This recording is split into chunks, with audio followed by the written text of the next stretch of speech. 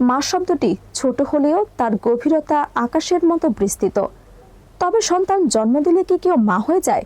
না, মা হওয়া মানে শুধু জন্ম দেওয়া নয়, দায়িত্ব, ভালোবাসা ও ত্যাগের মিশ্রণ। সম্প্রতি ময়মনসিংহের পারিবারিক আদালতে এমন এক হৃদয় বিদারক দৃশ্য ধরা পড়েছে যা সমাজকে ভাবিয়ে তুলেছে। দীর্ঘ দাম্পত্য কলহের পর এক মা আদালতে হাজির হন তার 3 মাসের নবজাতক সন্তানকে নিজের কাছে রাখতে চান না বলে জানাতে। তার যুক্তি, আমার ভবিষ্যৎকে আমি গুছিয়ে নিতে চাই।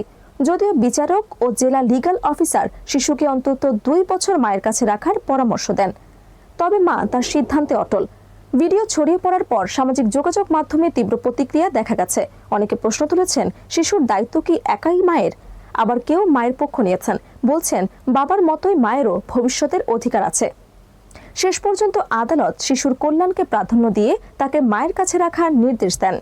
এই ঘটনাটি মনে করিয়ে দিচ্ছে, মায়ের ভালোবাসা শুধু জন্মে নয়, দায়িত্ব ও ত্যাগে নিহিত। এই ঘটনা সামাজিক যোগাযোগ মাধ্যমে ছড়িয়ে পড়তে মিশ্র প্রতিক্রিয়া জানিয়েছেন নেটিজেনরা। অনেকেই বলছেন, বিচ্ছেদই যদি হবে তাহলে সন্তানের জন্ম দিয়ে কেন? এভাবে শিশুটির জীবন অযথা কেন নষ্ট করা হচ্ছে? আবার অনেকে সেই সন্তানের মাকে স্বার্থকর বলেও দুষছেন। তবে এই হৃদয় বিদারক দৃশ্যটি নাড়া দিয়েছেন সবাইকে।